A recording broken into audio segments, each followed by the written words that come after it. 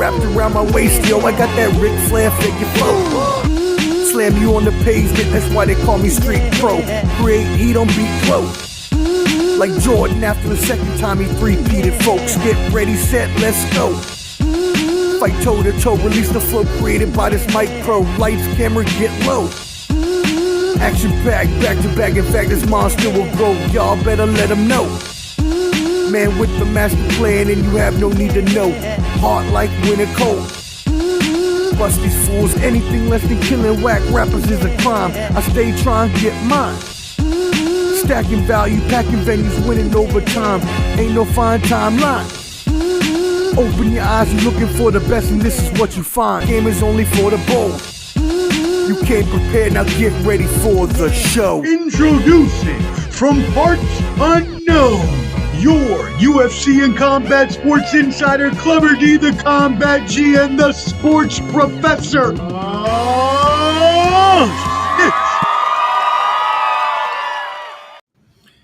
Yo, what up, friends? You know what it is. Ball and Buds back at it again for another one of the Combat Sports Special from Clubber D, the Combat G, your UFC and boxing insider. We are going to get into UFC 316 today. We're getting to get all of the hot boxing news. First, let's find out how my brother is doing today. The star of the show, Clubber D, the Combat G. Yo to the yo. What's up, my aunts, uncles, all my akis, all my tios, and I'm about to say Tio Thomas, but I knew where you were going. That's hilarious. All my tios and tias out there. I was about to do a little inside trader joke on you, all mother lovers. I'm about to do it. But we're here on a Saturday. It's 4 p.m. Feeling good, looking good. Took a shower 3 days ago. Still smell fresh. How y'all doing out there?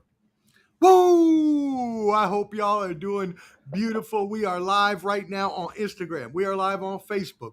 And we are live on YouTube. Please, if you are not watching us on YouTube, make sure you subscribe at Ball and Buds. BALLANDBUDS. You see the shirt. You just see the logo on Clubber D, but that's okay. You see the shirt. Make sure you subscribe. Y'all don't need to see everything. Y'all don't need to see everything. Y'all a little too nosy as it is. Hey, this is we're gonna do a quick check right now, okay? For all you looky-loos, give us a quick like real quick. If you're not subscribed, you're just peeking in to see what we're doing, what we have been doing, just give a little like. If you want to be indiscreet with it, do it on YouTube so we don't know who it is. But, just don't look and don't say nothing. It's free. Give a like or subscribe, all right? It's free. I know y'all are dusty and cheap, but a like or subscribe is free. A little peeping Tom action. A lot of y'all out there. We love you. We love y'all. Hey, as you said, though, it's free to you, so don't be cheap. All right.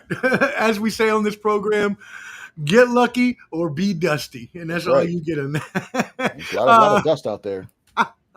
So, hey, we got to talk. First of all, we have posted it. I posted in the boxing group, so I need to shout out Champ Ross and his boxing's predictions group. I have to shout him out because he said as long as I promote them, he'll let us promote in the group. So I promoted us in the group, let him know to come check us out at Ball and Buds right now. And he said, as long as you promote the group. So, hey, if y'all like boxing and you want to join a predictions group, it's fun as hell. I never thought I would be that much into it, but I wait every week to make my picks.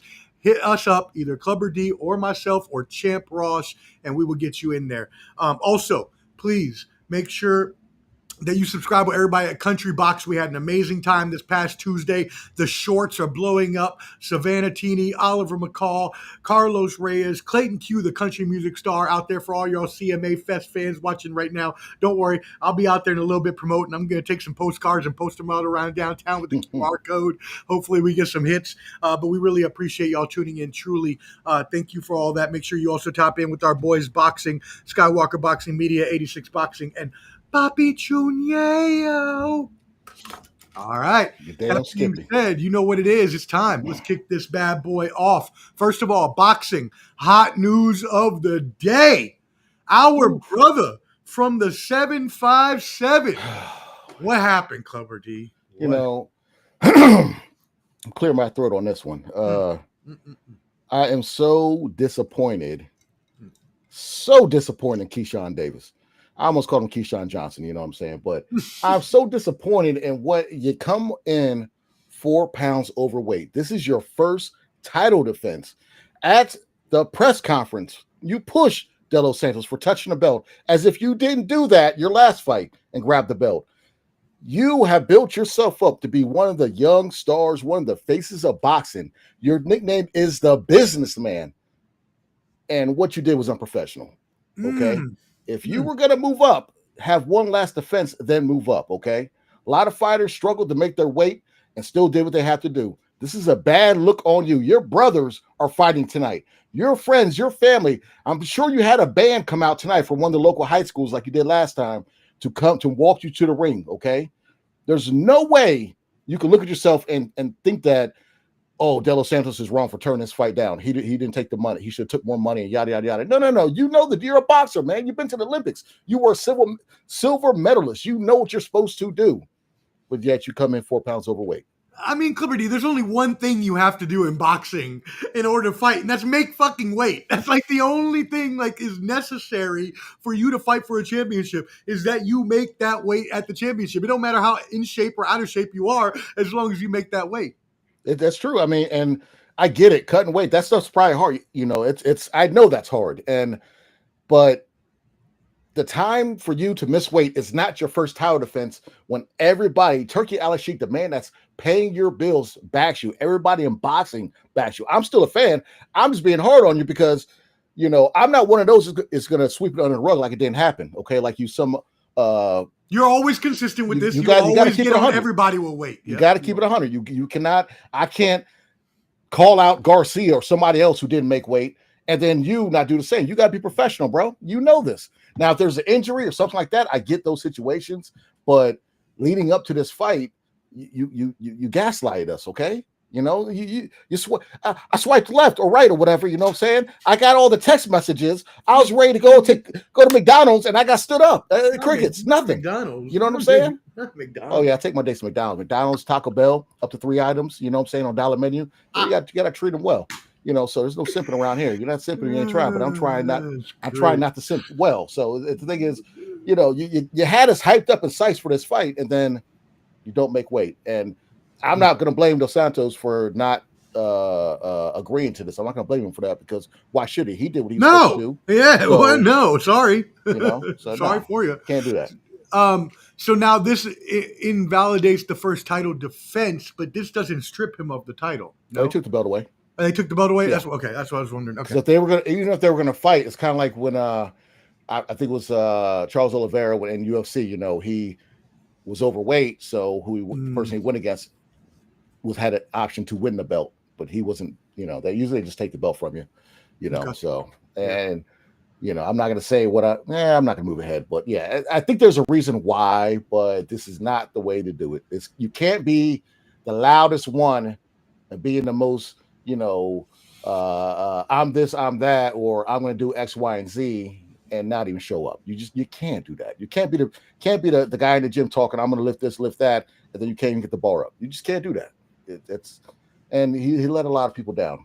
He's got to do he has some explaining to do tonight in Norfolk, okay? Because at the scope, I mean, there's gonna be a lot of people that's gonna show out, you know. And now you have, instead of you or one of your brothers being the main event, you got Abdullah Mason, another rising young 135 pounder. You know what I'm saying? This kid's good. The star of the show. This is his chance right now. 21-year-old, you know, he's a beast right now.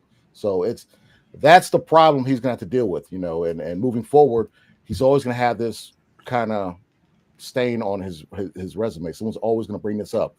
First, it was the he fought that fight, then he tested positive for marijuana. Okay, we got past that. It's weed, whatever. But now you in your home state and your city got everybody coming out after that first performance, bringing boxing back to the state of Virginia.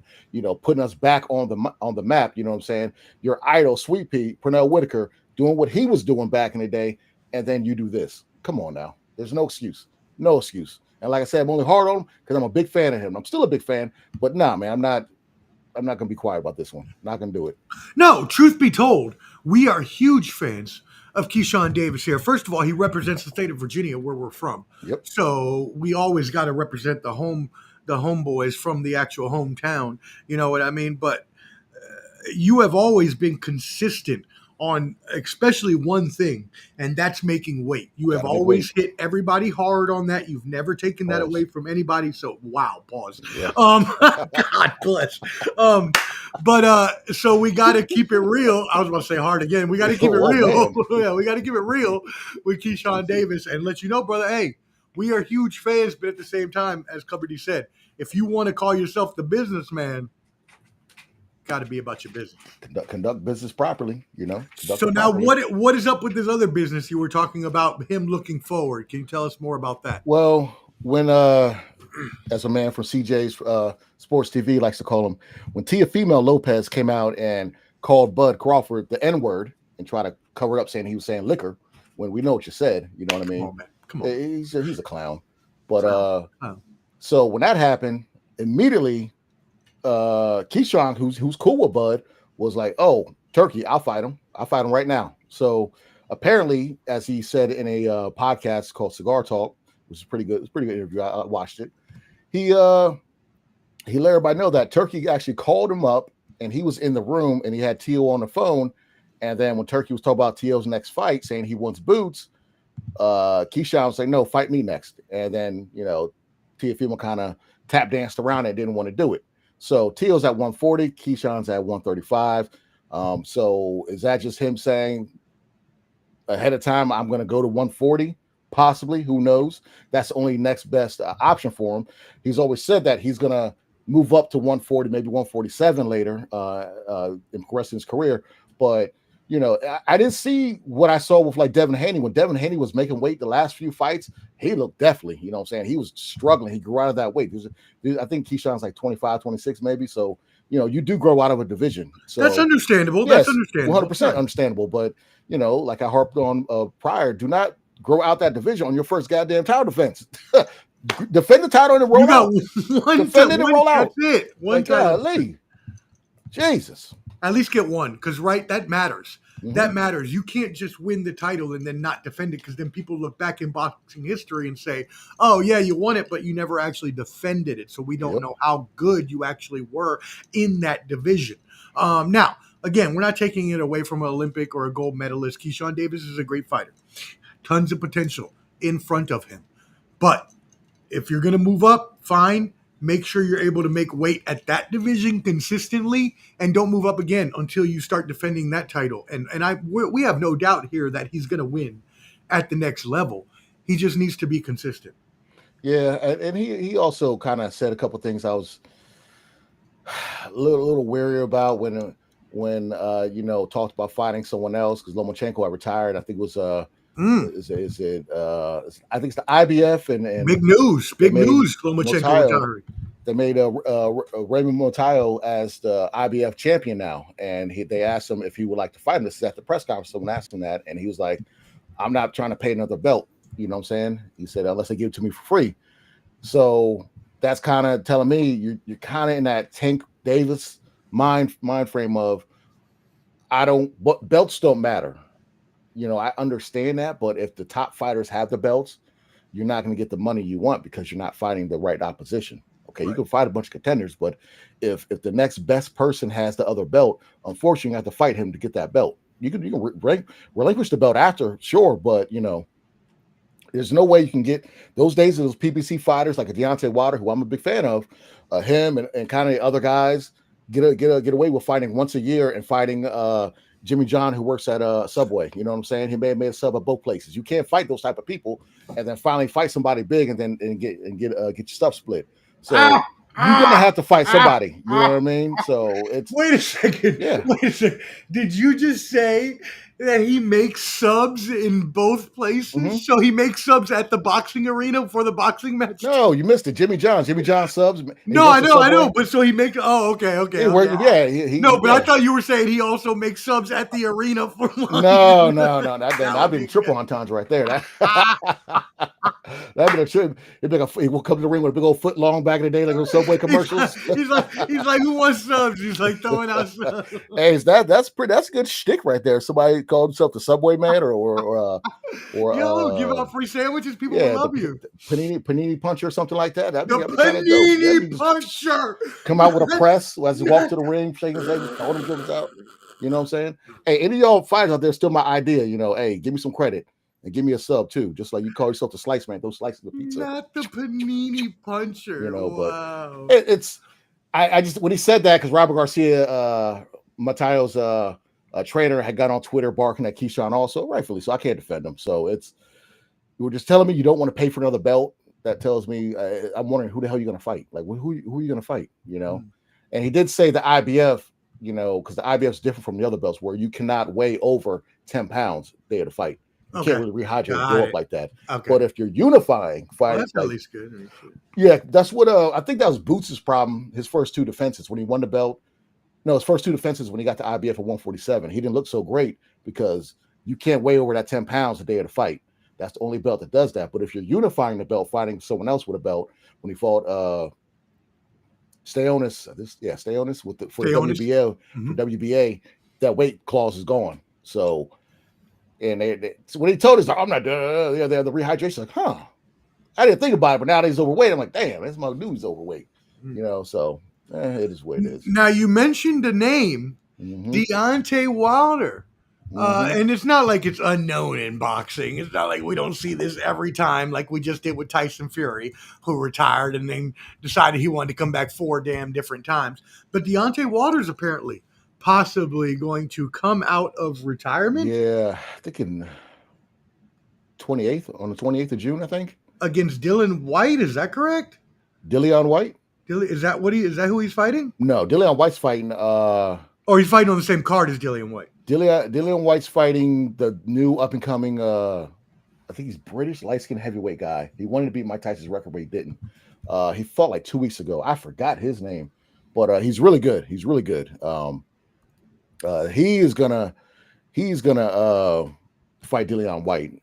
Now I thought Wilder was fighting somebody in like either in Alabama or in the States somewhere. I could be wrong, but I know he's fighting again. I just heard he was coming back. That's all. I mean, I saw. Yeah, I think they said the fight. He's fighting some mechanic. Some Joe John.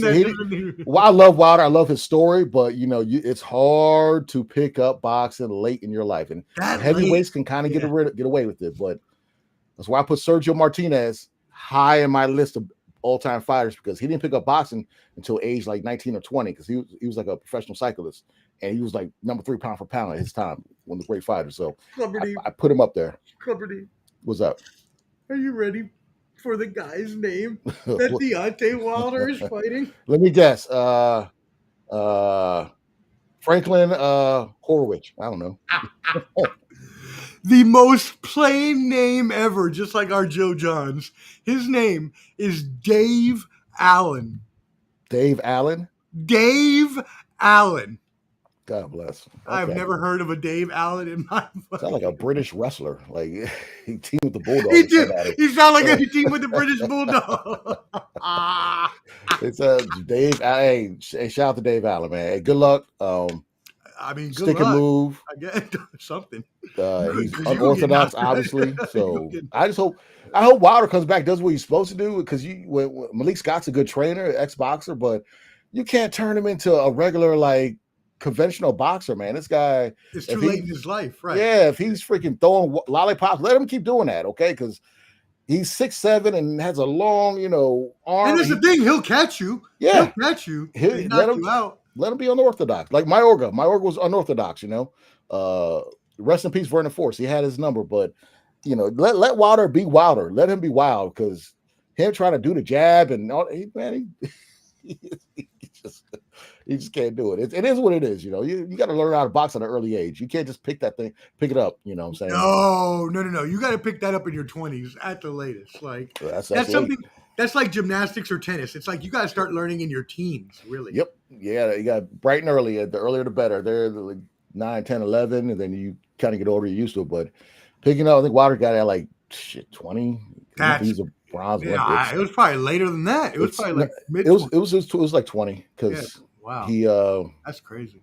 because after 3 months of training, he went to the Olympics. That's how bad the heavyweight division was. He went to the Olympics and got bronze. Damn. So, all right. Well, hey, you mentioned something else a little bit earlier in your talk about Keyshawn Davis, excuse me, and that was Teofimo Lopez and his again, and we completely abhor and disassociate ourselves with any kind of racism on any Ball and Buds channels. So if you're a racist, you can go ahead and unsubscribe right the fuck now. quickly. But the point is that Tio was again racist, and it might have cost him a fight at Haney. What more do you know about this? Yeah, Teofimo, he his problem is that he likes to just he thinks he's funny when he's not. It's not funny. And all the people that you're trying to get on your side is going to turn out bad for them and yourself. Stop trying to cause a race war in boxing. There's no need for that, okay?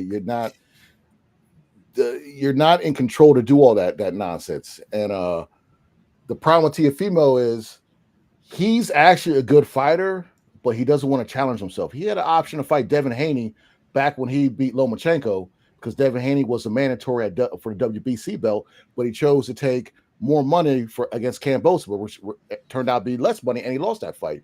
So that fight's been there for quite some time.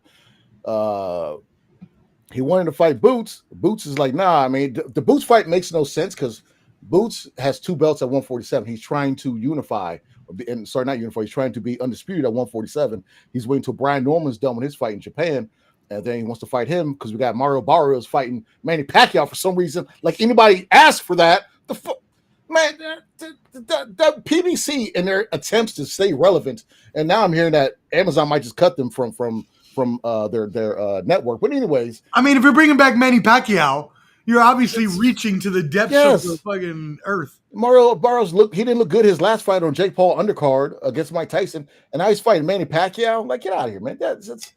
Stop with that mess. And so Boots is trying to be the man at 147 before he moves to 154. So there's no point of fighting Teofimo moving up 7 pounds. It's just like kind of somebody mentioned this before. I'm not going to act like I thought of this, but when Mikey Garcia fought Earl Spence, it's a lose-lose for Earl Spence. Oh, you didn't knock him out, which Earl Spence didn't, but he just whooped his ass for 12 rounds. Oh, you're fighting a little man. So it's just like, it makes no sense for that fight to happen.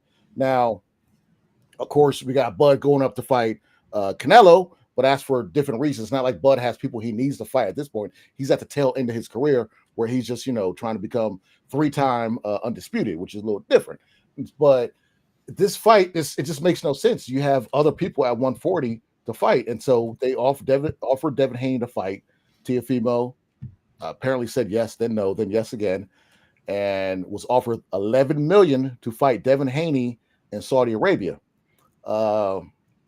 He turns that down.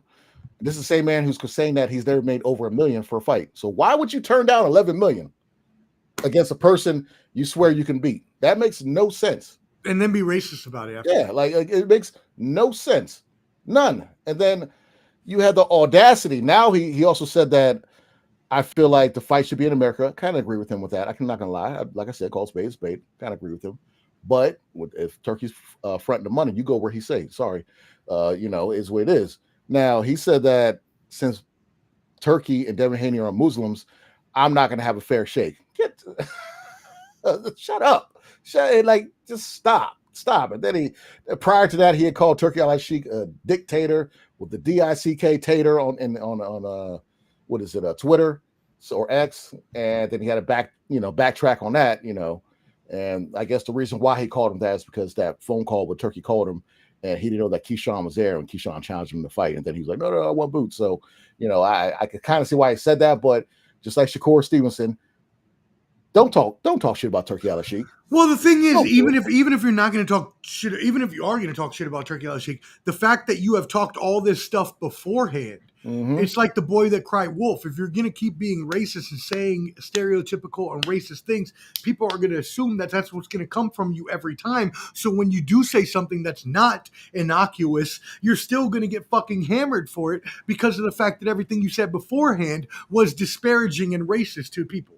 Yeah, pretty much. And you're talking about a big group of section of people in boxing, okay? But boxing is majority in America. It's Black and Hispanic, okay?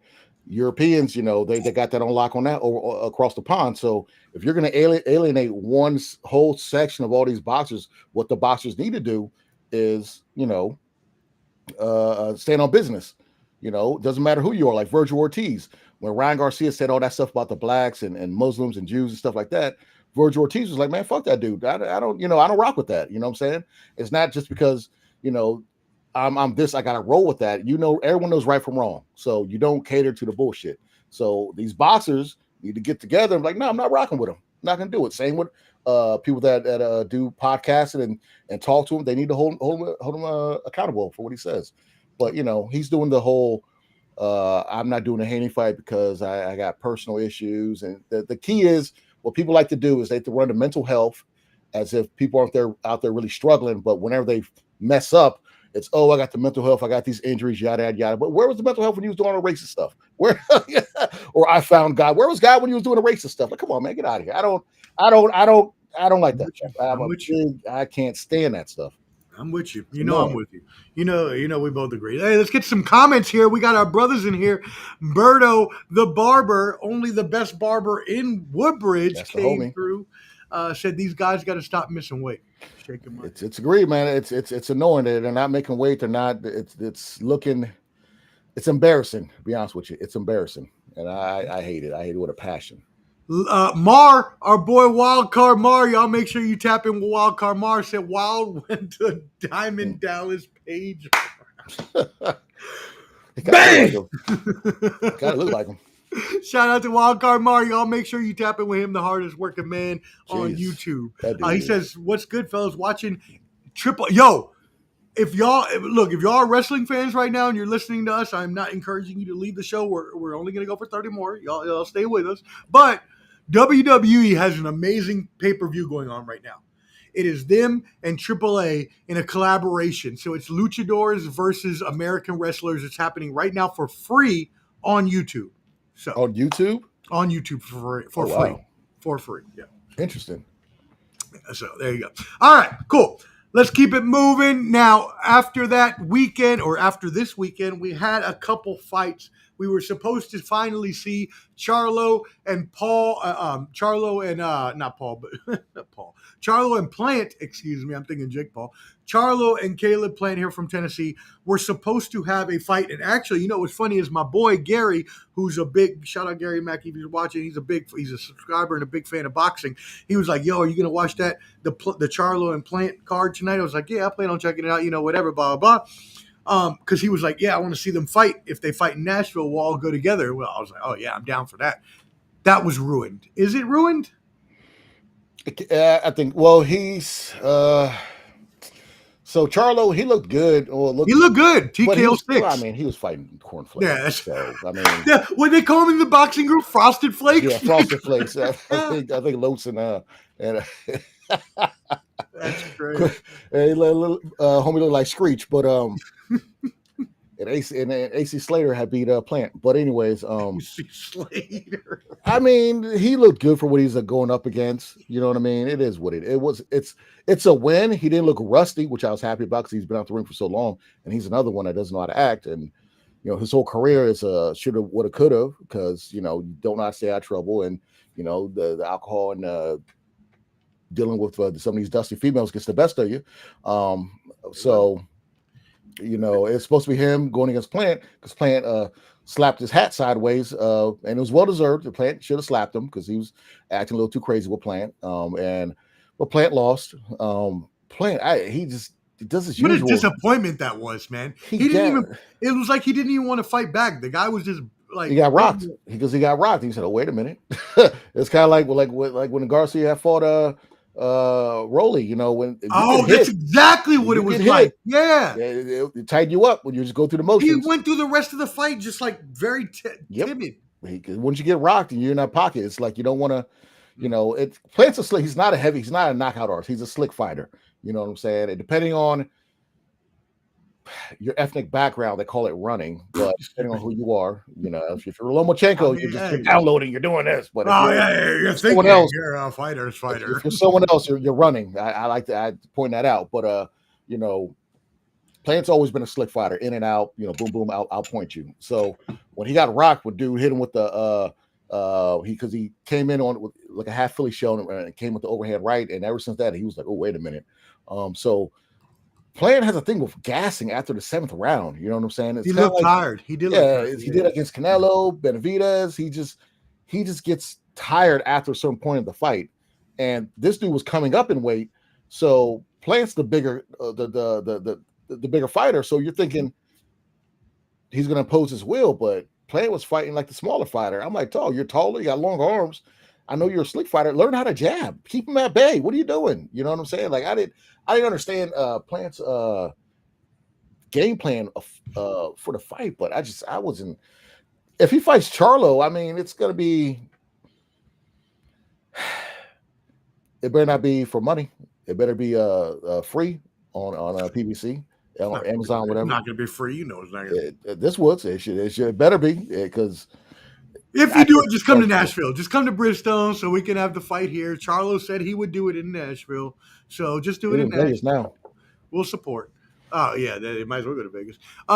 So, all right, cool. Well, do you have any other boxing news for us today, my brother? Let's see. We got that. Let's see. There's fights on today, but I'm kind of saving that because I don't know who won yet.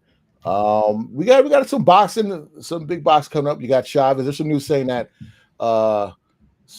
Chavez, if he loses to Jake Paul, we got to watch the I think it's the WBA rankings or where Jake Paul is at cruiserweights, because they're saying Gilberto Ramirez. So they're thinking he might get a ranking. He might get a title shot against like Gilberto Ramirez. Shut the fuck up! I'm not joking. There's rumblings about. Are we really doing cruiserweight division is a joke? Besides Ja Obitaya. Well, that's also because that just kind of got created, right? Like the cruiserweight's been there. I mean, it's been there, but like not a lot of fighters fight in the. You have heavyweight, and then you have light heavyweight, and not a lot of fighters are usually. Nope, I'm on the wrong division. Yeah, I think you're thinking Jushin Thunder Liger cruiserweights. What am I thinking? Usyk is cruiserweight. Usyk and Evander Holyfield were all cruiserweights. Between heavyweight and light heavyweight. Heavyweight and light heavyweight, cruiserweight. Yeah. Okay, so that's the cruiserweight division that they were talking about. Deontay Wilder should go into. No, you're thinking. Okay. That's Bridgerweight. That's Bridgerweight. Thank you. Thank you. My bad. They were thinking that would be. I think cruiserweights. 10. I could be wrong. And up, Bridgerweight would be that like 200 or whatever to about 230-ish. In that catch weight, okay. Because heavyweights were small back in the day, like Tyson. When Holyfield moved up for cruiserweight, but heavyweights, not all were Lennox Lewis size. And then, how do you feel about the Bridgerweight division, though? How do you feel about? I think there should be something there because if I'm Wilder and I'm coming in at 217, why do I have to fight somebody 265? Yeah, 280. You know what I'm saying? Like that's what I was Fury's thing. He wouldn't come in heavy against these smaller heavyweights because he's 6'9". But it's.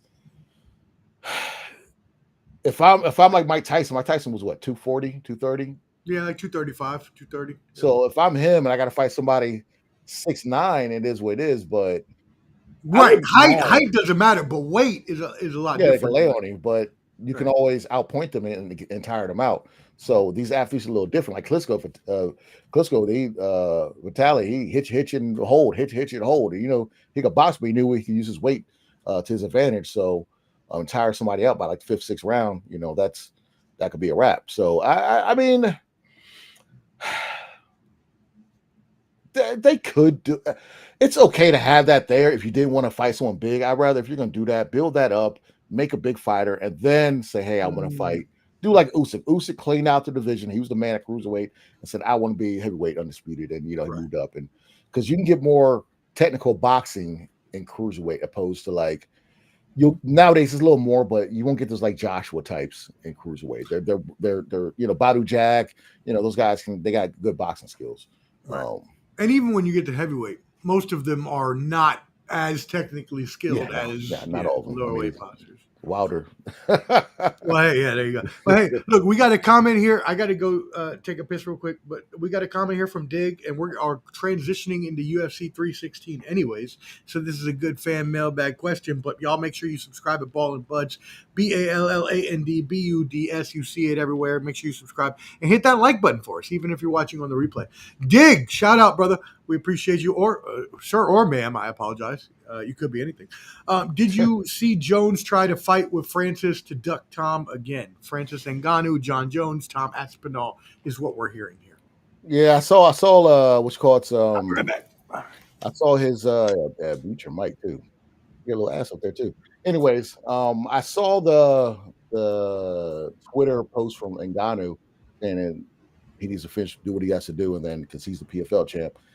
I don't think they'll fight. I mean, they should fight if Jones wants to validate being a heavyweight, because I don't understand why you hold division up if you're not going to fight nobody. UFC should just strip him of the belt and just let him do these cash money fights. He doesn't have much to prove in the sport of MMA. I'm not the biggest Jones fan outside of boxing, outside of MMA, but in the cage, I'll give him his just due. But I'm not happy with what's been going on for the last probably 5-6 years with him. I mean, if you're not going to fight, just retire. There's nothing wrong with that. But I don't think he's not going to fight Ngannou. There's no way he'll fight Ngannou. I don't think so. He's just not going to do it. That's all smoke. It's all smoke. And people can blame Ngannou for leaving, but this man made like $60 million in 2 boxing matches, more than he'll ever make in the UFC. So yeah, that just don't make no sense. Yeah, pull your camera down. It was on Rebel's ass up there. Now it's too low. You know what? Hey, I can blame that on no one but myself, and also my good friend Francis, who bought me this camera, and I love it very much, and I'm very thankful for you, Francis. But this camera follows me everywhere, and sometimes I forget about it. And so when I get up, now you may see something you don't want to see, and I don't know. I hope I don't see anything I don't want to see. I don't. Yeah. Sometimes I don't have no pants on. Hey, Francis, we love you, brother, and shout out to everybody there. Prayers up to everybody in the fam. We love you. So let's keep it moving. 316, my friend. Tonight, this is the first time we have done a Saturday show since we started, like 2 years ago, but it's a huge co-main and main event tonight. First of all, we're going to give you a couple quick hitters. We're going to give you some ones that Clubber D is just going to go through very quickly, and then we'll give you our picks and club bangers for all of them and get into that co and main event, which are going to be awesome tonight. 9 p.m. Central, 10 p.m. start time Eastern at the Prudential Center in Newark, New Jersey. Brick City, stand up. Whoa, the Outsiders. By the way, my friend, Wu-Tang performed with Run the Jewels in Baltimore last night. Mm-hmm. This is their final tour, apparently. How do we feel about one of our favorite groups ever? I know you like MOP as your favorite. No, MP is not my favorite, but I thought they were. Negative, not at all. I like MOP. You used to love MOP back in the day. I still like them, but I went favorite new. They're Wu-Tang is my favorite. Well, yeah, Wu's like that's we'll never see anything like Wu-Tang. You'll never get 9 MCs that's not really a group without stuff like that. You know what I'm saying? You'll never get that. So I think RZA's finally getting his just due on the beats he made back in the day. Ooh. I will say some of the Wu albums I wasn't a fan of, like some of the newer stuff. Like there were a couple. What was the one with the gravel pit? I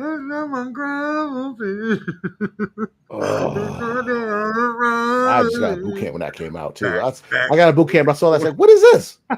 What is it? Was it an Iron Flag? I think it was an Iron Flag. That's what it was. Iron Flag. Yeah. Iron Flag. No, don't. Yeah, they had the song Uzi, Pinky Ring. That was actually decent. That was good. But the rest, I was like, I actually talked to somebody about that not too long ago. They were like, what are you talking about? All the Wu-Tang albums are good. I was like, give me 3 songs off Blink to Blink. Oh, but what about Cream? I ain't talking about the first album. What about the other ones? We talking about the classics. Yeah. The classics. Tell me something after the second album. That it's like crickets. So what do you rank first? The original album, Enter the 36 Chambers, or Forever, their double CD that was globally platinum? Well, both went. I think I got them. I say Forever because not Forever. 36 Chambers because it's near and dear to my heart. It's at that era. I want to say that came out. We were in 8th grade. I remember because of the first night it came out. My buddy Tony Nylander, shout out, bought it, and we were playing Little League football, and we were playing Chantilly, and we rocked out to Wu-Tang. 8th grade? Yeah, it was like 7th or 8th grade. Something. It was like I remember in 6th grade, my three main CDs. It might have been 6th grade. It was like 6th, 7th, 8th. It was middle school. Because I know about 6th grade, my main 3 CDs were Cypress Hill, Black Sunday, and that's Insane in the Membrane. Yeah. Classic. Damn, was it Woo? No. Snoop Dogg, Doggy Style. Oh, yeah, Doggy Style. Yeah. It may have been Woo. That's the other one. I mean, Forever is a classic. Forever is my favorite. Forever came out in high school. That was like 9th or 10th grade. And me and my boys, Tony Nylander again, and some other boys, we skipped whatever, 9th grade or 10th grade. We skipped to go to the Springfield Mall to go cop Best Buy the Wu-Tang album. Hey man, that was like that was back in the day when people. It's crazy. I went to the gym today and people were lined up at Best Buy to buy a Nintendo Switch. I guess I didn't know it came out. Oh shit! No, lined up outside of Best Buy to Nintendo Switch. I want to go cut and see what's going on, but I didn't.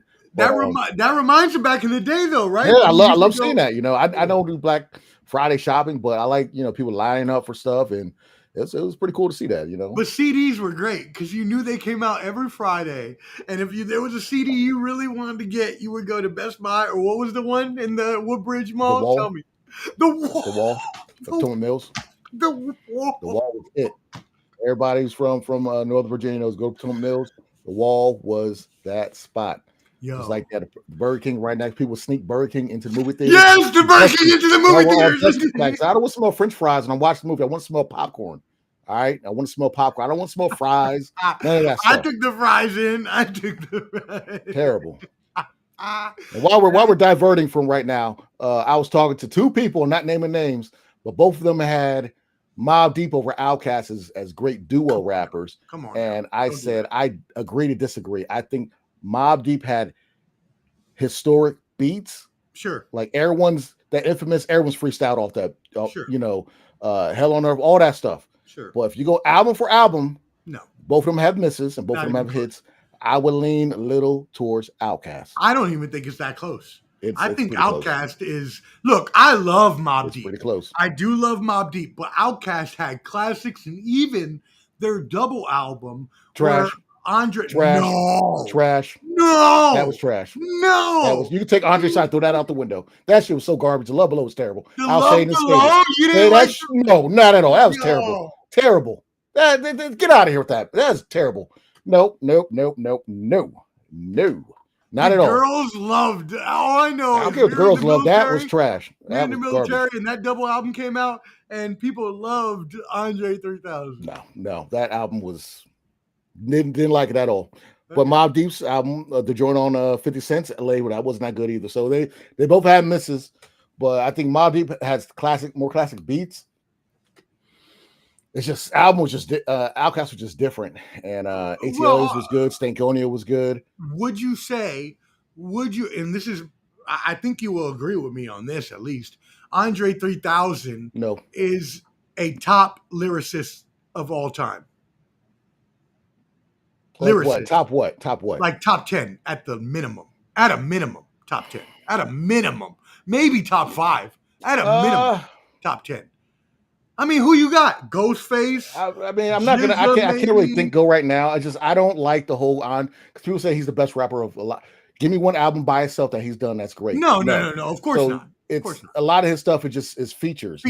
He's had amazing features. I'll give him that. Yeah. But for me to say, I can't say, oh yeah, this album, this was like Illmatic or Reasonable Doubt or certain things. Before he went crazy, Kanye's first album. His first 2 albums were really good. He doesn't have those for me. He just has a bunch of features that were tight. All right. Well, let me give you my top 5-ish. There's no kind of order. We'll be back here. to UFC in a second, guys. Yeah, we're back. Hey, I hope y'all enjoying the talk here. Hey, we can go all day. We ain't got nothing to do. Actually, I do got to go post some promotions in a little bit, but that's okay. Karis won. No order. Karis one's my favorite, just because that was my main man listening to when I grew up. Rakim, Guadio put me on to all these. Shout out G Malave. Big Daddy Kane, Ghostface, Jizza, Andre 3000, Black Thought. Who else would I put up there? Right, we said, That's 7. Well, that's 7. I only said I was going to do 5. That's 7. That would probably be my top 5 if I had to like order them. What do you think about that? That's not bad. I mean, it's. Is there anybody I missed that you would have in your top 5, top 10? I mean, you can go. Those lists are kind of hard to do because you can say way back to growing up to current, like Big Daddy Kane, Cool G Rap, all those guys. Oh yeah, Cool G Rap. I forgot about Cool G Rap. He's another one. Yeah. Laid the print. It's all about really what you like. For me, like Scarface is one of my best favorite rappers. Oh, Scarface. Yeah. It depends. Like nah, Scarface, or like right now. I always argue with my brother about this. I Rock Marciano's one of my favorite rappers right now. Okay. I like Rock. Yeah. And Griselda, the Griselda crew. Yeah, even the newer guys from Griselda, like Rome Streets. I rock with Bully James, so it's all that list kind of it's hard to say sometimes. So you always go back to your favorites and then what's current, who's still currently doing stuff, and also who's new, because Rakim and all them. I think Rakim came out with something recently or whatever, but a lot of them you just go back to their older stuff. They're not really putting out what they used to put out. So it's hard for me sometimes to put them unless I'm saying my all-time greats aside from what now do I listen to as well. So it's kind of for me to categorize everything. But, like a lot of people are shitting on Lil Wayne. I was never a big Lil Wayne person. I thought, he was all right. I respect what he's done. It's just I don't think I ever bought an album. You know what I'm saying? But I'm more of an East Coast. And when it's down south, it's somebody like Scarface, somebody who really, like Andre's lyrical. Yeah, Andre's up there. I'm not going to take that away from Andre, even though he doesn't have an album by himself that's, where we're now. But, but he also came out as a duo. So you exactly. So I don't put I don't have Prodigy or Havoc as one of my favorite lyricists. No, but I think we can say that Andre 3000 out of Prodigy, Havoc, Andre 3000, and Big Boy, Andre 3000 is the best rapper out of all of them. Yes, but he just all features though. Yeah, no, you're right. You're not wrong. All features. Like if you tell me, hey, I'm on an album, I'm on this song with 6 other rappers, I'm gonna write my best, and then you probably not hear from me for another 4 or 5 months for another feature. You're not wrong. So that's where I kind of like I break it down. He get helped out with the Outkast albums being so good. Yeah, no, he did. Him and Big Boy are like that's a great duo. Like the Locks, you know what I'm saying? Like Jada's up there for me as one of the lyricists. So Jada has a new podcast with. Yeah, he does with the Locks and the Jewish guys or whatever. No, but there's somebody who else was on there. I thought was Fat Joe. Oh, Fat Joe was awesome. Yeah, Fat Joe. Yeah, and Fat Joe said some real pause-worthy type stuff that. I saw that. It sounded like it was on purpose. He sounded like he was trying to get a reaction out of it. Yeah, but who knows? He said he's going to be a glizzy something. Yeah, a professional. I don't call hot dogs glizzy, so that's not. I'm too old for that. I don't. Thank you. That's not. Thank you. I'm not doing that. It's a hot dog. I'm sick and tired of people calling it that. I'll eat a hot dog. You want me to eat it because it looks like a dick? Oh. Yeah. First of all, it's a bun covering it, so it's not like it's straight kielbasa to the face. So let's calm down on that. Now, if you got like a triple foot long or something like that, get a fork and knife. Don't you pick that thing up with just one fork and just hulk that thing up in there. You better wait. So there was somebody yesterday in a baseball game. Apparently, I think it's the Arizona Diamondbacks. They got like a 16-inch foot long, and he was. Yeah. He had it flopping. He had it flopping in the mouth. No, you got to break that thing off like a banana in public. Just break it off and just tear it. You can't just. Now that I'll get with that. You know what I'm saying? Some things you just shouldn't do. That's great. But I ain't doing all that. All right. Well, we diverted off topic for a little bit. We hope you enjoyed that conversation. Still here, thank you. Yeah, thank you. Well, now we'll get back into the fights. UFC 316 tonight, my friend. We are going to have an amazing card. Let's get into some quick hitters first. This was rescheduled from a previous fight card Kelvin Gastelum versus Joe Pfeiffer. Who is your quick hitter here? I'm going with Joe by decision. Okay. All right. So again, y'all, make sure you're hitting your DraftKings, your FanDuel, your ESPN bet, whatever, because Clubber D, I'm telling y'all, I'm going to go back and count. Pretty good. Because I've been keeping you are. I've been keeping the pictures. So I'm going to get count at the end of the year. And Clubber D has been at least 75%. And I called Ankalaev beating Pereira. I did call that. I did say that. Yep. All right, cool. Moving on to the next one. A couple fighters that you like. I know that one of our boys, he's my boy. You made him a gatekeeper. But we got Vicente Luque, number 14 welterweight, versus Kevin Holland. How do you feel about this fight tonight, my friend? This one, I feel so. This is kind of like one of those times. I think Holland, he did win his last fight, and he's always on that back and forth till he takes the step up. I think he's gonna. I got him winning this fight. What? You got him beating? I got him winning. I got him winning. I thought you would have had Luque. Did I send that to you? That's switch up on you? Yeah. You know what? I mean, did I switch up on you? I don't know. No, I don't know. Nope, I'm right. I got him winning. I got him winning. Damn. I got him winning. I got Kevin Holland winning. I would not be shocked. Now, when you do your DraftKings, if I'm wrong on the round, if I'm wrong on the way he wins, I don't want to hear it. Okay, that's not your fault, right? Yeah, I don't have the sports almanac. I'm not Biff. All right, I don't have it. Okay, all I got is your mom's number and her DNA on my pillow. But anyways, so I got Kevin Holland winning. I don't have anything to cover my face. I got second round by TKO. Second round? Second round. That's what I feel. That's what I feel. Right, big noggin right here. This big old pillow crusher right here. That's what I feel. Kevin Holland, second round TKO. Wow. Now, Kevin Holland does have a 4-inch height advantage, a 5.5 reach advantage, and a 2-inch leg reach advantage. Yep. So. He's gonna use his range. If he submits him, that's not out of the realm of possibility. You probably will be a submission, but to spice it up, I'm gonna say second round TKO. All right, there we go. Moving it into the next fight, and Clubber D is very, very excited about this fighter. We have the number 10 ranked bantamweight Mario Batista, who is a 150 underdog, versus your boy Patchy Mix, who is a 180 favorite.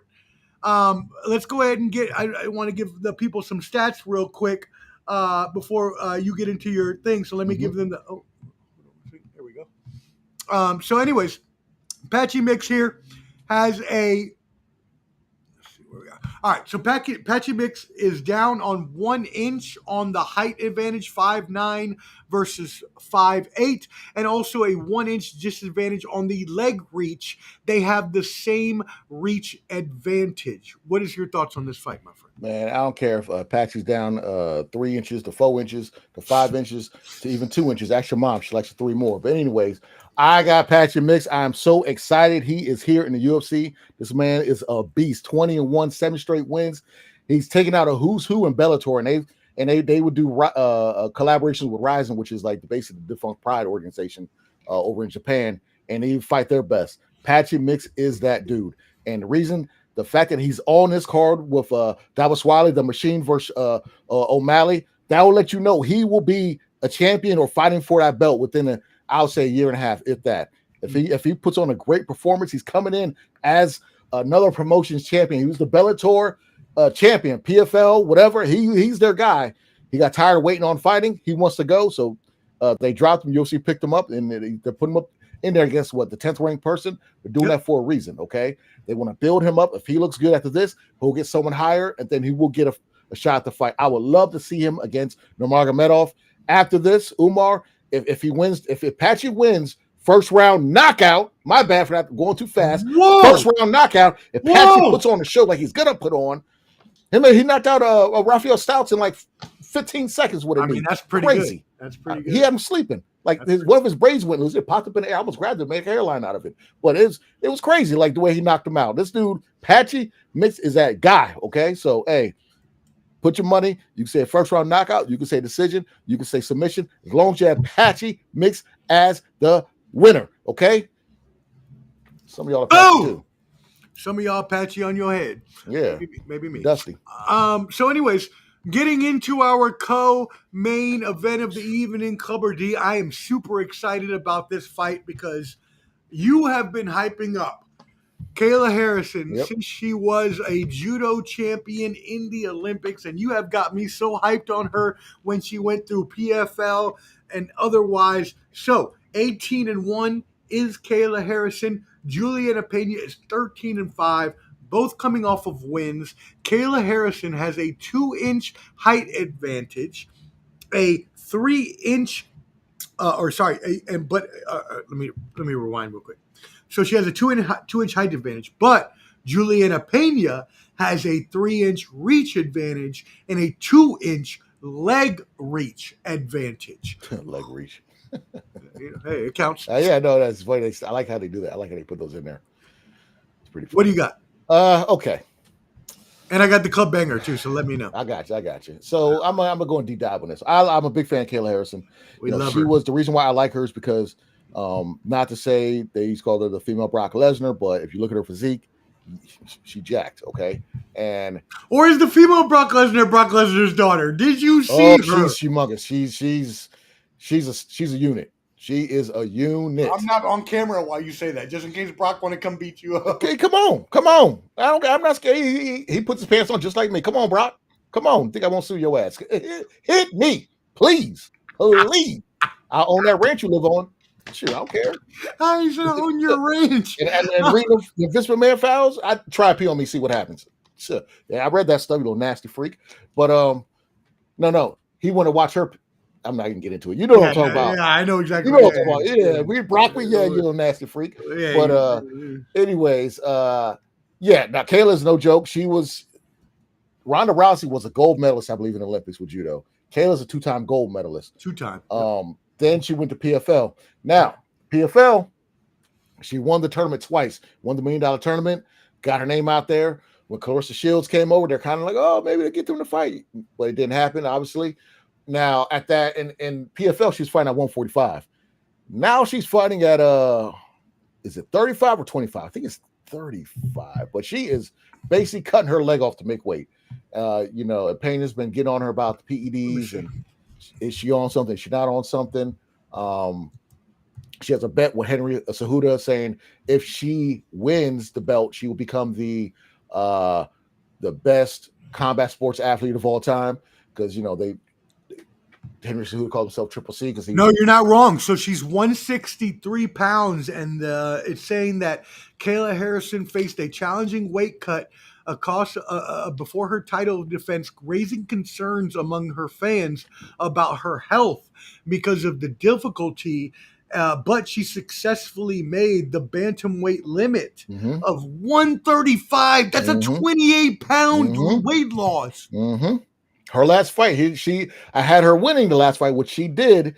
But when it comes to certain type of fighters, I didn't know stand up and wrestle. Kayla, she's not all the way there. She's not as a complete fighter. And if you having all that muscle, you can gas out.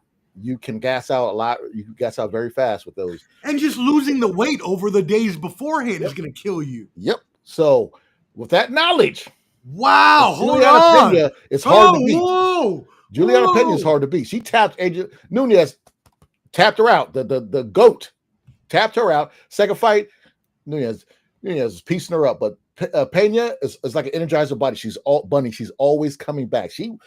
I've always been a fan of her because she was on the Ultimate Fighter show. The last show I fought when it was Miesha Tate versus Ronda Rousey, the Venezuelan vixen. I've always been a fan of her. She ain't coming back. I called her the other day. Must be a new number. But anyways, she's going to bring it to Kayla, and she's a good wrestler. Stand up can be worked on. But she's very tough. So I think she's going to outlast the early barrage of Kayla and bring it up again. What she's gonna do? Clubs banger. She will tap Kayla Harrison out in the 5th round. Kayla Harrison is gonna be tired. She's gonna be gassed. She's gonna be in there. Kayla Harrison's going down, Julianna Peña is going to successfully defend that belt and move on to the next. No. How could you do this to our girl?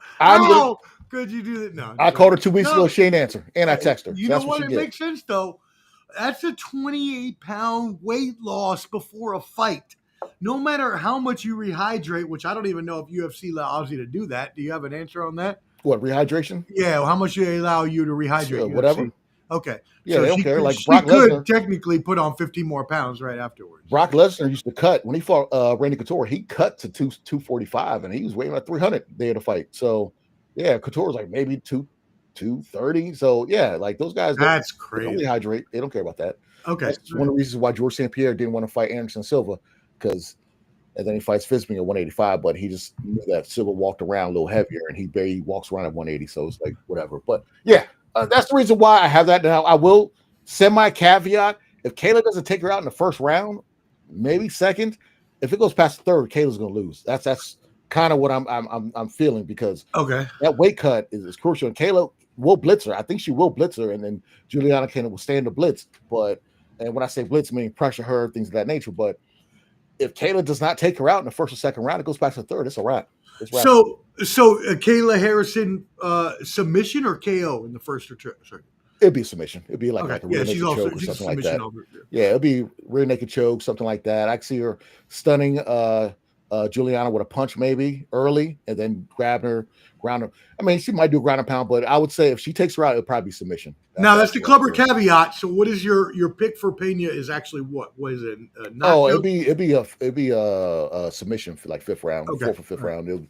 Kayla used to be tired, she'd be gassed out. I don't see it. I'm a big fan. It's just, she's not fighting at her weight. And that's a lot of weight cut to fucking do that. And then try to, even if you rehydrate after that weight cut, that's so demanding just to be able to cut 28 fucking pounds before a fight. Look, I am no professional, but I did wrestle in high school. And I remember when they put us in the sauna in the fat suits and made us like lose that weight.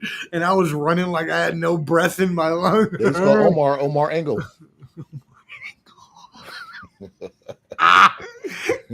Dick Angle, that's what they used to call me. Yeah, pause on that one. All right. Anyways, we'll keep it moving here. To the main event of the evening. We are so glad that you are joining us. Everybody watching on YouTube, Facebook, Instagram, make sure you subscribe at Ball and Buds, BALLANDBUDS. On YouTube. Clubber D has a new channel. Clubber D, make sure you hit that up on YouTube as well. And Ball and Buds. At Ball and Buds as well on Instagram. All right. And a teaser for the channel. My bad, Lamar. We got to record again. I believe so. New episode of Random Thoughts is coming soon, and you're gonna see Omar on it too. But we got to record again. He knows. Sorry, Lamar. Also, the next big fight watch party will be for Usyk versus Du Bois. I think that's the 18th of July. Ooh. I could be wrong, but it'll be during the day. Time, we'll figure that out, because I'm not going to be on it for about 45 minutes before they walk to the cage, walk to the ring. I'm sorry, guys. Y'all, I love got time for that. Y'all don't got to see this face for that long before they fight. So I'll figure the time out closer. We get that. It'll be next watch party. And don't illegally buy that fight. Buy it straight up. Actually, I don't care. Just tune in. Yeah. Sorry. If I am on the boxing stream at that time, if I am available, I will be cracks of streaming such events. Sounds like thievery. Moving on to our main event, Merab Dvalishvili versus Sean O'Malley. Even though he does not want to be called Sugar this week, he has to give him credit, he has not talked. Yep. He has not done anything leading up to this fight because he knows that he got his butt whooped last fight and he needs to reclaim his spot. 19-4 is Merab Dvalishvili. Sean O'Malley's 18-2. Obviously, we just said Dvalishvili beat Sean O'Malley. And actually, I talked to Clubber D when this fight was going on the last time, when I was actually at DraftKings watching the fight. Sean O'Malley is 5 inches taller. Mm-hmm. And has a 4-inch reach advantage. But the favorite in this fight, a big favorite, at 325 is Merab Dvalishvili. What are your thoughts on this fight, my friend? Merab, the machine, Dvalishvili. Like I said, the first time they fought, I may have a caveat, but I had Dvalishvili winning by decision. Yes, you did. Yes, you did. They tried to get that belt up off him to have him fight Omar Nurmagomedov. You picked both fights that night. You picked the women's fight too. So I'm gonna tell you, I think was it Pena? Yeah, it was. It was the same. It was the same fighters. Yep. Today. But I tell you what. Now Sean's been very quiet. He's been very quiet. I hope he's fought, he's worked on that defending the double leg takedown. Okay, that's why they call him machine for a reason. He doesn't get tired and he wrestles. Nurmagomedov, Khabib's cousin, when he fought him, a very good stand-up artist. Merab took him to school. Okay, now with O'Malley, unless he has a good, he can stuff the takedown. If he's learned that in the last few whatever time it's been since they fought, we're gonna see the same thing. When Omar said reach and leg reach and height and things like that, all that's a disadvantage for O'Malley because he's gonna have to get low and stuff the takedown. Merab is just gonna want to take him down, ground and pound, tire him out, make him look silly like he did last time. I think he kissed him on his back or something like that. That was wild. It reminded me of when don't ever fucking kiss me while you're beating the shit out of me. Pretty much. It's like when Couture fought Tito Ortiz and spanked his butt. You know what I'm saying? It's like he sunned him. So unless O'Malley changed what his strategy, because he did kind of rock him a few times, catching him, punching him. So he does have a puncher's chance.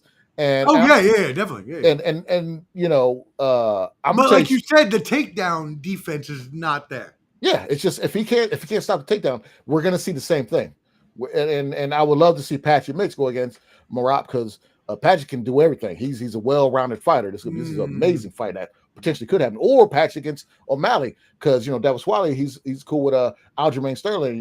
Dana White don't like them, so he will definitely not give him a title shot back if he loses the belt. But O'Malley gets one automatically, but whatever, that's if you're not one of the boys, Dana, we talking to you. Yeah, they're trying the UFC has a problem with marketing. They don't have any marketable stars right now. You got so hold on. No. Hold that thought. We're gonna get into that and WWE in a second because I want to tie all that in together. Before we do that, let me get your club banger for this fight. Club's banger. Oh, it's Merab, 100%. Okay. It's gonna be a decision. Merab. Similar to the last fight, O'Malley does have the punch power to knock him out. But again, if it goes past 3 rounds, and if it's the same thing, him getting taken down, it's Merab, 100%. Okay. Morales has a puncher's chance. He does have a puncher's chance. You want to hedge your bets, you could put O'Malley by knockout, but consensus everyone's thinking it's gonna. Now, do you think he would knock him out early, or do you think it would be an early knockout, right? If he were to knock him out, like first 3 rounds, kind of thing. See, Merab has good discipline, so I don't see him deferring from his plan. That's good. That's good information. So I think it'd be early if it happens. But it would just be like he caught him off guard. He caught him off guard, or just boom, boom, 1-2 coming in, or had him stunned, maybe stuff to take down, push him off, hit him. Something like that, because Merab's he's not gonna stand up with him. He's not stupid. Right. He's gonna take him down and just ground and pound him and make him tired. So I got Merab all the way. Now I do have a follow-up question to that because a lot of people know that Khabib Nurmagomedov is one of the best fighters of all time, but a lot of UFC fighters, and it's a lot of the less knowing combat sports fighters or people in the general public, the marks as we call them, that say they don't care about the wrestling and they want to see the knockouts. There's no excitement in the wrestling. How do you feel about the Khabib Nurmagomedov, the Merab Dvalishvili, these type of fighters versus a striking type of fighter? If you feel that way, I understand people. You want to see knockouts and you want to see that type of stuff, but watch boxing. Don't watch something that would go to the ground. Yeah. It is what. Yes, you want to see a knockout, but some people, it's like football. You might want to see a team that's very high scoring, ready to show on turf, the Rams. But some people like to see the 2000 Ravens defense look a beast out there. So it depends what you look for. It's called mixed martial arts. It's not called one thing. I would say personally, I've been to boxing, MMA, BKFC. and Muay Thai fights live. Out of all those fights, Muay Thai is the most exciting. That is the most exciting form of fighting I've ever seen in my life. BKFC is all action. You're going to get somebody bleeding within the first 5-6 minutes. Right. But Muay Thai is literally non-stop elbows, knees, kicks, punches to the face, or grappling. It's non-stop action. So if you're into that, go watch Muay Thai or kickboxing. But keep that in mind. You watch UFC, you're not going to get somebody who's always going to want to stand up with you. Khabib, he stood up with McGregor for like the first 2 or 3 rounds, and then he took him down and tapped him. Yep. So not every people look at John Jones. A lot of people are John Jones marks and say he's the best ever, whatever. That's fine. John Jones doesn't really knock people out. He's a wrestler. He's gonna take you down. Right, he's gonna elbow the hell out of you. He's gonna or tap you out. He's just not beat up on you until you get. So, like when they say that, like, oh, this guy's boring, and then it's like they're like, oh, wow, John Jones. But they do, right? Because even in the live events, the crowd doesn't get up for it unless people are actually like punching each other. Yeah. It's weird because you look at the crowds here, then you go to like Japan, it's totally different. They're very quiet. Oh, they love it. Totally, like Rampage would talk about it. He said it was so quiet. He heard a little Asian woman fart. He's like, "What was that?" It was, it'd be stuff like that. So it's just, it just depends what you're in. American fans are a little more too rowdy, and then you go to England and they're out chanting, songs and having fun, So it just depends on where you're at and the fan base. We definitely have to go to England or one of those places. I want to hear that atmosphere. But I do want to ask you, fly us out, somebody. Let's go. We need a sponsor on this show, by the way. We've been doing this too long. We need a sponsor. Who wants to sponsor us? Somebody's going to be sponsoring me. I know that. Let's go. All right. We talked about this yesterday, and I want you to give the fans your opinion on this. So there has been some rumors coming out after all the firings. Not that doesn't happen. WWE fires people every year. They let people go because of business reasons. And yes, I understand people are up in arms because of Carlito and R-Truth. But let's be completely honest. R-Truth, until his title match with John Cena last month, was just used as comedic material. So if you can save money and find somebody else to be comedic, you would do that. I'm not saying that I don't agree, that I agree with it. I don't. But this is the thing. Apparently, TKO, who is the parent company of Endeavor and WWE, is apparently $3 billion in debt. Not million, $3 billion in debt. And also, there are rumors that Rock is trying to wrestle control from Triple H for the WWE side of things. My friend, what have you heard and what do you think about this situation? Well, The Rock's on the board of trustees or whatever, directors, whatever it is. So he's making like $30 million a year apparently with that deal. From what I've read when it first happened. So he's essentially Triple H's boss. Triple H was married to Stephanie McMahon, whose father owned the company. And who is now getting sued. Who? Triple H? No, Vince McMahon. Oh, yeah.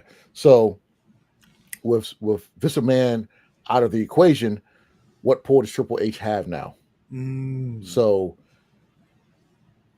him being the man now or then, and then now The Rock and Nick Khan. And Dana White and Turkey Al Sheik. Very friends. See, I don't understand where the $3 billion in the hole. Is Turkey Al Sheik affiliated with TKO, or is he just a friend? No, I think what happened was when they merged, I believe Turkey paid for most of it. So they probably owe Turkey some money. Yeah, probably. Okay. Because Turkey, I know the budget for Turkey Al Sheik's Ring magazine, what he's trying to do with boxing, is very big. Like they got I'm sure Saudi Arabia has the ability. They got the money, but TKO, they got it. Well, the dollars don't make sense because the Bud Crawford fight and Canelo was supposed to be promoted by Dana White. Now it's part of Riyadh season, so they kind of took that away from Dana. I don't know why, but they have some. I think what's going on right now with the R-Truth thing, he's one of the best sellers when it comes to T-shirts. Sure, and I think it was bad timing because I see both sides. We'll be honest with you. You have him selling T-shirts. You just fought John Cena, wrestle him or whatever, and then you take him off, and you're gonna, not renew his contract. As a business, that's the best way to do it. If you're paying him $2 million and you need to cut money, does it justify paying a 53-year-old man $2 million if he's not on all the time? He's just for comedy. They should have just said, "Hey, we'll keep you on." I'm stealing this from Jim Cornette. We'll keep you on and just pay you less, do less shows, and still sell the Agreed. merch. Yep. Agreed. You know, Agreed. but he probably said, "No, I'm staying on business. What I've been making. Y'all laughing at my jokes, paying me whatever." So, I mean, he's had a great career. So, I mean, he's always brought laughter. You ready for his next career? Is Ron Killings? You ready for this? What? R-Truth, Ron Killings, started an OnlyFans yesterday.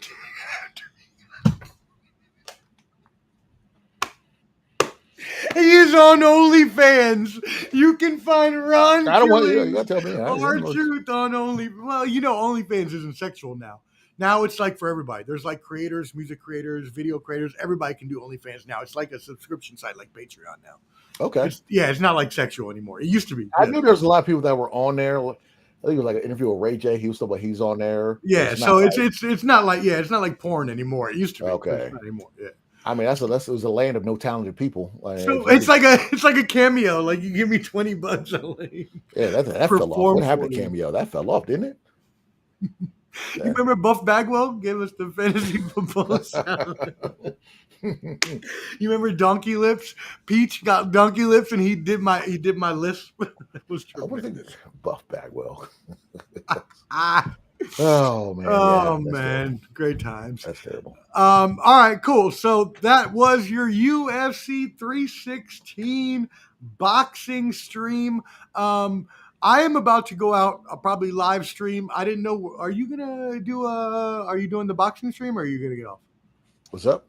Are you gonna do the boxing stream, or are you gonna get off? Because I know you said you might want to live stream. No, I was gonna watch it while we're doing this, but You'll watch too much. I have to go get some dog food.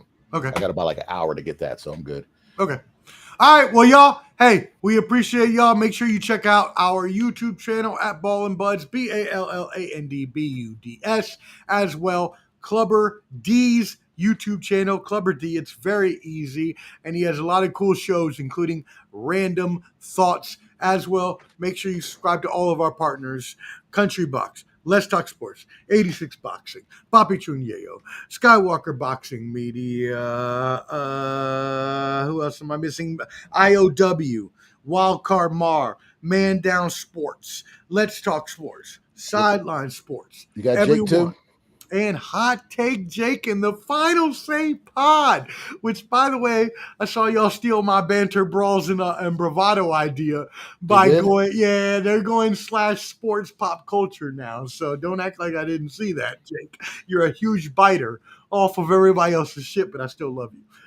Clubber D, go ahead and sign us out, my friend. You know what? I got a person I want to. You already touched on everybody. You know, like man Skywalker saying salute to my man Skywalker. This man, I've never seen somebody go from building to building and be so happy about it. Posted a video of him just doing an electric slide dancing while hanging off a building. Skywalker, you are a crazy man, and that is a well-connected man in a fighting town of Albuquerque. Me and him were talking the other day about all the boxing, MMA history, and just BKFC is blowing up out there also.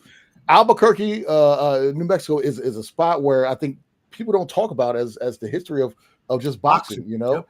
And I didn't stump Josh, because Josh is like the freaking encyclopedia when it comes to boxing. And he was talking about older fights. I think it was a Jack Dempsey fight, and a guy I lost money. I forgot the other gentleman's name. It was in Montana, and a lot of big fights happened in Montana in the early 1900s or whatever. And I was like, since that happened, has there been any fighters that come from Montana? Absolutely none. Absolutely none. So, you know what I'm saying? It's one of those things. It's kind of weird. I was going to shout out my boy, met him at the gym. His Instagram page is Joggernaut_fitness is Joggernaut. My man Joe. Joe, you know what? We'll put it up there. Another thing. It's Joe. We're gonna have to fix that. But Joggernaut Fitness. He's my man starting a page. He's trying, and he has some good stuff on there. You might see me in the background walking around. I did spot him when he lived to 315. He's crazy. Is this at LA Fitness? No, now he's leaving. He went to DMV Iron, and he's going to all the better gyms in the area. He's leaving all the little people. But my dad left LA Fitness, so is that like not a thing anymore? What's going on with LA Fitness? It's still there. It's just dusty. You know what I'm saying? Like it takes forever to fix stuff, and it's like, what are you paying for? We got a newer gym, DMV Iron, where A lot of wrestlers come in town. They'll go to that one. It's pretty. Brian Cage was there. A lot of others when they come. No in way! What? Yeah. A lot of. Oh, you better go get some interviews. Come on, now. Big guys go there. So Hey, I might go there. And show them your muscles. Hey, I don't have any muscles, man. I just have blood. I'm a broken man. Let's open up this Coke Zero. I'm a broken man. But who else is on here? Oh, look at Jason Howard saying something. Oh, did he? Jason down in Nashville. Let me get a chat going on. Hey, here we go. Our brother. If this thing will move down, Jason Howard. Shout out, brother. Hey, what you doing today? That's probably this guy. He's a chef, but he don't know how to cook. Like he burns everything. I beat him in a water making contest. We were seeing who can make the best tap water. That's not true. Dusted him in that. Dusted him. None of this. Okay. He calls me chef. None of this is true. I'm just joking. None of that. Jason, just messing with you. Jason Howard is an amazing chef. Jason, hit me up tonight, bro. I'm free. Let's go hang out and get a beer, my friend. Skywalker, salute my brothers. We salute you, my friend. Y'all tap in with Skywalker. Please do. Boxing Media. If you like boxing, by the way, he is the most connected man in boxing aside from the major promoters. He connects for everybody. He collaborates. He does interviews with every single fighter. He's my partner at Country Box.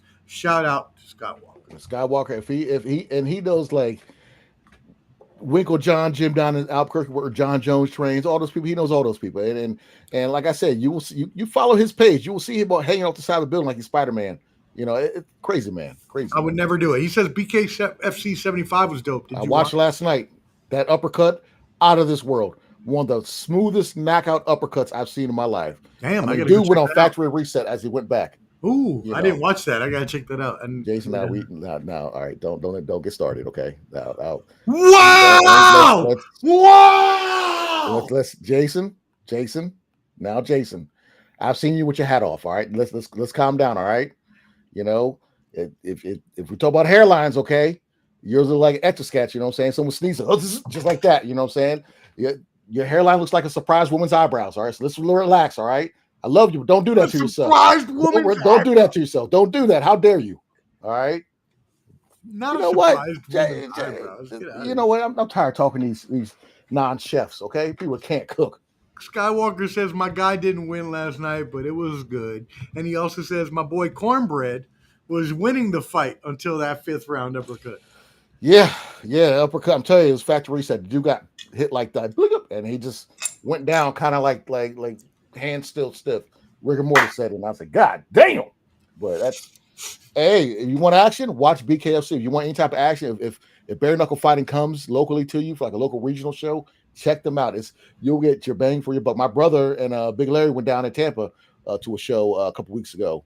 So definitely check out BKFC, that bare knuckle stuff. It's pretty fun. Hey, well, we appreciate you checking us out today. Please make sure you subscribe at Ball and Buds, BALLANDBUDS on YouTube. Also, make sure you subscribe at Clubber D's new channel. It's Clubber D. It's very easy. As well, he is on TikTok, but there is a dot between the Clubber and the D on the TikTok. And also, follow us on Instagram. I also post everything there. You'll see all the photos. I got some live golf photos coming up from our correspondent, Miriam Gillis. I just shouted your whole government out. Now you have to be part of the crew. You can keep faking all you want, but now you're part of the crew. Let's go. I need her to look at my golf swing, too. We'll talk about that later. All right. Clubber D, tell them what's up before we go out. You know what? Appreciate y'all. If I can speak, I can't even speak right now. I'm tired. Appreciate y'all for checking in. If you check in now or check in later, at least you checked in. Like, subscribe, follow, all that good stuff is free. If you don't want to do all that stuff, do it anyways. Do it from a burner page. I don't care. Just do it, all right? Adios. Holla. He's with the millions. It's that world heavyweight flow. Championship belt wrapped around my waist. Yo, I got that Ric Flair figure flow. Slam you on the pavement, that's why they call me street pro. Create heat on beat close. Like Jordan after the second time he three-peated, folks. Get ready, set, let's go. Fight toe to toe, release the flow created by this mic pro. Lights, camera, get low. Action packed, back to back, in fact this monster will grow. Y'all better let him know. Man with the master plan and you have no need to know. Hard like winter cold. Bust these fools, anything less than killing whack rappers is a crime. I stay trying to get mine. Stacking value, packing venues, winning overtime. Ain't no fine timeline. Open your eyes, you're looking for the best, and this is what you find. Game is only for the bold. You came prepared, now get ready for the show. Introducing from parts unknown, your UFC and Combat Sports Insider, Clubber D, the Combat G, and the Sports Professor.